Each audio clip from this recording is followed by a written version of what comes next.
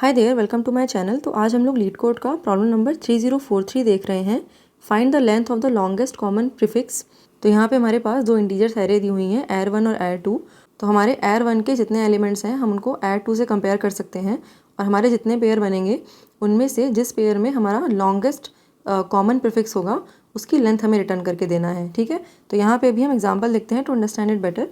तो जैसे हमारे पास यहाँ पे पहली वाली एरे में 1 1 0 1 0 0 दिया हुआ है और दूसरी वाली एरे में हमारे पास एक ही एलिमेंट है 1 0 0 0। ठीक है, तो हमारे पास इस वाली एरे में जो भी हमारे प्रीफिक्सेस बन रहे हैं वो क्या क्या बन रहे हैं वो देख लेते हैं। तो हमारे 1 के लिए सिर्फ एक ही प्रीफिक्स है 1 खुद, और फिर 1 0 के लिए हमारे पास एक 1 आ रहा है, एक 1 0 आ रहा है, और 1 0 0 के लिए हमारे पास एक 1 आ रहा है, एक 1 0, एक 1 0 0। ठीक है, और अगर हम यहाँ पे 1000 के लिए देखें तो हमारे पास ये 1 1 0 1 0 0 और 1 0 0 0 ये हमारे चार प्रीफिक्स बन रहे हैं। ठीक है, तो अगर हम अपनी इस एरे का कोई एलिमेंट उठाते हैं और इस एरे का कोई एलिमेंट उठाते हैं तो उनमें से जो भी हमें लॉन्गेस्ट प्रीफिक्स देगा वो हमारा आंसर होगा।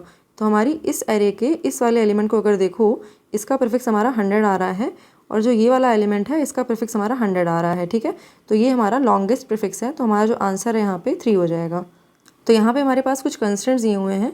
तो हमारी जो एरेज़ हैं उनका साइज़ हमारा 5 × 10⁴ तक जा सकता है और हमारे किसी भी एलिमेंट की जो वैल्यू है वो हमारी 10⁸ तक जा सकती है। ठीक है, तो नोटिस करो हमारे पहली वाली एरे में अगर एट मैक्स इतने एलिमेंट्स हों, ठीक है, तो हमारे पास टोटल कितने प्रीफिक्स बन रहे होंगे। हमारे पास अगर इतने एलिमेंट्स हैं और हर एक एलिमेंट हमारा 10⁸ तक जा सकता है अगर, तो हमारे पास एट मैक्स 8 कैरेक्टर्स होंगे हमारे नंबर में। ठीक है, तो अगर हम इसमें 8 का मल्टीप्लाई कर दें तो हमारे पास एट मैक्स इतने प्रीफिक्स हो सकते हैं अपनी पहली वाली एरे में। ठीक है, सेम हमारी सेकंड वाली एरे के लिए भी इतने प्रीफिक्स होंगे। तो हमारा एक सॉल्यूशन अप्रोच तो ये हो सकता है कि हम अपनी पहली वाली एरे के जितने भी प्रीफिक्सेस आ रहे हैं ना इनको एक सेट में स्टोर कर लेते हैं। ठीक है, और अपनी सेकंड वाली एरे में जो भी हमारे प्रीफिक्सेस आ रहे हैं उनको अपने सेट के प्रीफिक्सेस से कंपेयर करते हैं और जो भी प्रीफिक्स हमें लॉन्गेस्ट कॉमन मिलता है उसका हम लोग लेंथ जो है वो स्टोर करते चलेंगे।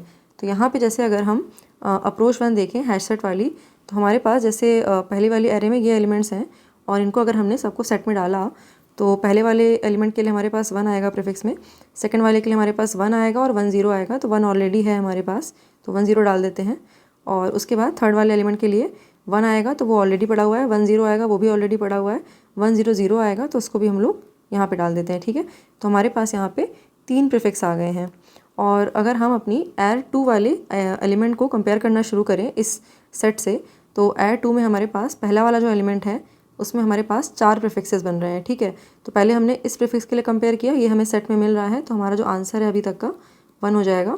उसके बाद हमने 1 0 को कंपेयर किया, 1 0 भी हमें मिल रहा है यहाँ पे, तो हमारा जो आंसर की लेंथ है वो 2 हो जाएगी। फिर हमने 1 0 0 को कंपेयर किया, ये भी हमें मिल रहा है तो हमारे आंसर की लेंथ यहाँ पर 3 हो जाएगी। और ये जो 1 0 0 0 है ये हमें नहीं मिल रहा है, तो हमारा जो मैक्सिमम आंसर आ रहा है ना वो हमारा अभी तक का 3 आ रहा है। ठीक है, तो इस तरीके से हम अपने सारे एलिमेंट्स को कंपेयर करेंगे सेट की वैल्यू से, और जो भी हमें मैक्सिमम लेंथ वाला प्रीफिक्स मिल रहा है उसको हम लोग एक वेरिएबल में स्टोर करते चलेंगे। ठीक है, तो ये हमारी हैश सेट वाली अप्रोच हो जाएगी। तो अभी हमने अपने एलिमेंट्स को यहाँ पे सेट में स्टोर किया था, हम लोग उसको थोड़ा और ऑप्टिमली स्टोर कर सकते हैं अगर हम ट्राई का यूज़ करें। ठीक है, तो हमारा जो ट्राई डेटा स्ट्रक्चर होगा वो कैसा दिखेगा हमारे किसी भी एग्जाम्पल के लिए ये देखते हैं। तो हमारे पास ट्राई डेटा स्ट्रक्चर में पहले तो एक रूट नोड होता है और फिर हमारे पास जो भी एलिमेंट आता जाता है उसको हम लोग अपने ट्राई में डालते जाते हैं। ठीक है, तो रूट नोड से हमारे पास कुछ चिल्ड्रन होंगे। ठीक है, और हमारे करंट क्वेश्चन के लिए जो हमारे रूट के चिल्ड्रन होंगे उनका हम लोग काउंट पता कर सकते हैं। तो हमारे पास कोई भी जो नंबर होगा वो 0 से लेकर के 9 तक ही लाई कर रहा होगा। ठीक है, तो हमारे पास या तो 0 हो सकता है, 1 हो सकता है, 2 हो सकता है, ऐसे करके हमारे पास नंबर हो सकते हैं। ठीक है, तो हमारे पास रूट में भी जो चिल्ड्रन होंगे वो हमारे 0 1 2 ऐसे करके होंगे। तो यहाँ पे हम लोग एक एरे ले सकते हैं अपने रूट के चिल्ड्रंस को डिफाइन करने के लिए। ठीक है, और अपनी पहली वाली एरे के जितने भी एलिमेंट्स होंगे हम उसको एक ट्राई में इंसर्ट कर लेंगे। ठीक है, और इसको इंसर्ट करने के बाद हमारी जो दूसरी वाली एरे होगी ना उसके जितने भी नोड होंगे हमारे पास, तो दूसरी वाली एरे से हमारे पास कुछ पड़ी हुई है, उसमें हमारे पास जो भी नोड्स हैं उनको हमें देखना है कि हमारे ट्राई में वो मिल रहे हैं कि नहीं मिल रहे हैं। तो बेसिकली हम अपने ट्राई पे ये चेक करेंगे कि हमारे करंट वाले एलिमेंट के लिए मैक्सिमम हमें कितना प्रीफिक्स मिल रहा है। तो अगर हमारे पास कोई जो एलिमेंट है वो हमें मिलता जा रहा है तो हमें वो जो लेंथ है ना वो भी मिलती जाएगी, तो हम उसको ऐड अप करते चलेंगे। तो अभी हम लोग ये वाला एग्जाम्पल देख लेते हैं टू अंडरस्टैंड इट। तो जैसे अगर हमें इस एरे को अपने ट्राई में डालना है, तो हमने पहला वाला एलिमेंट उठाया 1 और हमने इसके सारे कैरेक्टर्स को ट्रेवर्स किया, तो हमारे पास एक ही कैरेक्टर है। तो हम यहाँ पे चेक करेंगे कि रूट के कोरस्पॉन्डिंग ये जो 1 कैरेक्टर है यहाँ पे कोई नोड है क्या। अगर नहीं है तो यहाँ पे एक ट्राई नोड फिर से बना दो, ठीक है। तो यहाँ पे हम एक ट्राई नोड बना देते हैं 1 के कोरस्पॉन्डिंग, और इसके जो हमारे चिल्ड्रंस होंगे अगेन हमारे पास एरे होगी और इनमें समय हमारे पास इनिशियली नल होगा, ठीक है।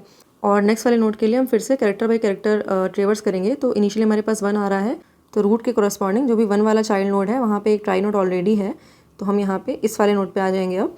और इस वाले नोड से भी हमें चेक करना है कि 0 के कोरस्पॉन्डिंग यहाँ पे कोई नोड है क्या। तो अभी नोड नहीं है हमारे पास, तो यहाँ पे हम एक नोड डाल देते हैं एट 0 इंडेक्स, ठीक है। तो यहाँ पे हमने नल को हटा करके एक नोड डाल दिया है। तो जब हम अपने थर्ड वाले एलिमेंट को ट्रेवर्स कर रहे होंगे तो हमारे पास 1 ऑलरेडी है, 0 ऑलरेडी है, ये वाला 0 नहीं है, ठीक है। यहाँ पे 1 था, यहाँ पे 0 था, यहाँ पे 0 नहीं है, तो यहाँ पे हम 0 के कोरस्पॉन्डिंग फिर से एक ट्राई नोड बना देंगे, ठीक है। तो इस तरीके से हमने अपना जो ट्राई है वो बिल्ड कर लिया है with the help of this array, ठीक है। और अभी हमें अपने इस वाली एरे के एलिमेंट्स को चेक करना है कि इनका जो प्रीफिक्स है वो मैच कर रहा है कि नहीं कर रहा है किसी एलिमेंट से। तो यहाँ पे हम क्या करेंगे, जैसे हमने ये वाला एलिमेंट उठाया 1 0 0 0 वाला, तो इस वाले एलिमेंट को हम अपने ट्राई में तब तक ट्रेवर्स करते रहेंगे जब तक हमें ये मिलता रहेगा, और उसकी जो लेंथ है वो हम ऐड ऑन करते चलेंगे। जैसे हमारे पास ये 1 0 0 0 है, तो यहाँ पे पहले हमें 1 मिल गया, ठीक है। उसके बाद ये 0 भी मिल गया, फिर ये 0 भी मिल गया, इसके बाद यहाँ पे 0 नहीं मिल रहा है हमें, है ना। तो यहाँ तक हमारी जो लेंथ है वो हमारी 3 हो चुकी है, तो यहाँ से हम 3 रिटर्न कर देंगे। और हमारे जो इस वाले नोट के लिए अगर देखें तो हमारे पास ये 1 मिल रहा है और ये 0 मिल रहा है, तो हमारी जो लेंथ है 1 + 1 2 हो जाएगी, तो यहाँ से हम 2 रिटर्न कर देंगे। और अगर हम इस वाले नोट के लिए देखें तो हमारे पास सिर्फ 1 ही मिल रहा है, तो हमारी जो लेंथ है वो भी 1 हो जाएगी, और यहाँ से हम लेंथ जो है 1 रिटर्न कर देंगे। तो इस तरीके से हम अपने जो ओरिजिनल एरे है उसके सारे नोट्स को ट्राई में डाल देंगे पहले, और अपनी जो सेकंड एरे है उसके नोट्स को चेक कर लेंगे कि हमारे ट्राई में कहाँ तक उनका प्रीफिक्स मिल रहा है। तो जहाँ तक प्रीफिक्स मिल रहा है वहाँ तक की जो लेंथ है वो रिटर्न कर दो। तो अभी हम लोग ये जो ट्राई वाली अप्रोच है ये देख लेते हैं, और जो हैशसेट वाली अप्रोच है I will add it to the GitHub, ठीक है।